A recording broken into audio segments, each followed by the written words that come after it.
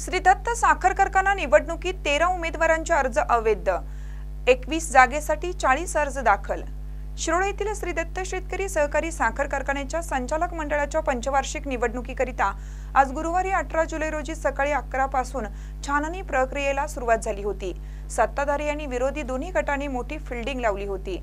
अखेर 13 उमेदवारांची 14 अर्ज छाननीतून बाद झाले, अशी माहिती निवडणूक निर्णय अधिकारी तथा उपजिल्हाधिकारी डॉक्टर संपत खिलारी यांनी सायंकाळी दिली। मल्टी स्टेट ऍक्टच्या निकषानुसार उमेदवारांच्या अर्जाची छाननी करण्यात आली। यामध्ये उमेदवार कोणत्याही सहकारी संस्थेचा थकबाकीदार नसावा, ऊसाची नोंद करून परस्पर इतर कारखान्याकडे ऊस पाठवणे आदी कारणास्तव उमेदवारांचे अर्ज बाद करण्यात आले।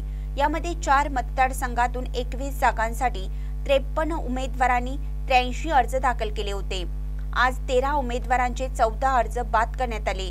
अवर्ग उत्पादक सभासद मतदारसंघात 16 जागांसाठी 30 अर्ज, अवर्ग उत्पादक अनुसूचित जाती जमाती मतदारसंघात 1 जागेसाठी 2 अर्ज, अवर्ग उत्पादक महिला मतदारसंघाच्या 2 जागेसाठी 5 अर्ज, तर ब वर्ग सामान्य बिगर उत्पादक आणि सहकारी संस्थेच्या मतदारसंघाच्या 2 जागेसाठी 3 अर्ज वैध ठरले आहेत। शनिवारी 20 जुलै रोजी दुपारी 3 वाजेपर्यंत माघारीची मुदत आहे। यानंतर उमेदवारांना चिन्हाचे वाटप होणार आहे। मात्र मागासवर्गीय ऊस उत्पादक गटातून आणि ब वर्ग गटातून सत्तारूढ चेअरमन गणपतराव पाटील यांच्या नेतृत्वाखाली श्री दत्त शेतकरी विकास पॅनेलचे उमेदवार बिनविरोध निवडून येतील, अशी शक्यता सभासदातून व्यक्त केली जात आहे।